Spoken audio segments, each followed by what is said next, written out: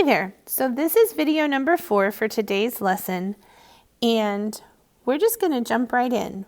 We've talked about the treble clef, we've talked about the musical alphabet, and we've talked about what makes a note a line note or a space note. All of the notes on this page right now that you can see are sitting on a line, which means that they have half of the note above, half the note below, and a line running through the middle. That's the definition of a note that's on a line. Now, it's going to seem kind of strange, but on the treble clef, the first line, that's the bottom line, is actually E. Yeah, I know, you were thinking it was going to be A, but it's not, it's E. So this first note is E, and if I count up E, F, the second note is G, because I counted up from the bottom. Now I'm going to count up from the next one, and I'm going to start on the first line and go E, F, G, A, B. Now let's try the next one. E, F, G, A, B, C, D.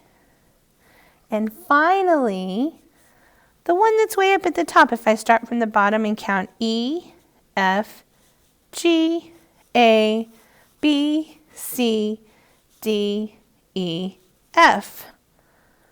So those are the names of the notes on the treble clef. I could actually write the letters right here. Now, if you're thinking this is way too much to memorize, you're right. That's why, I don't know when, but musicians a long time ago came up with a really funny way to memorize the lines of the treble clef. They made up words, and they put them in a pretend sentence. So here's the sentence. Every good boy does fine. And they remember that sentence, and because they remember that sentence, they use it to help them figure out what comes next. So today, I would like for you to memorize this pretend sentence. Every good boy does fine. Now there's some other kind of funny ones that I like even Garfield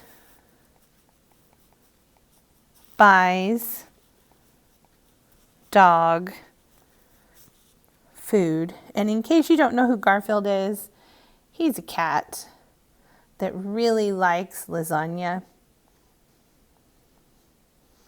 So there's my cat. So that's a funny one too. All right, go to the next video to find out how to deal with the spaces.